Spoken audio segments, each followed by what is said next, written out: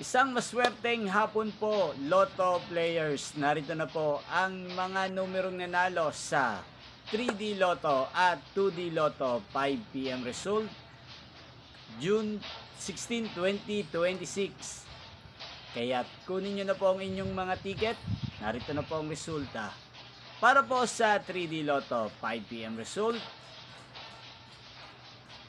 at 2D Lotto 5 PM result. Yan sa lahat po ng mga nakataya ng mga numero niyan kanina. Congrats po sa inyo. Yan, inyo pong napanood ang resulta ng 3D Lotto at 2D Lotto sa channel na to, Roderick Hernandez TV. Maraming salamat po sa patuloy niyo pong panonood at pagsuporta dito sa aking channel.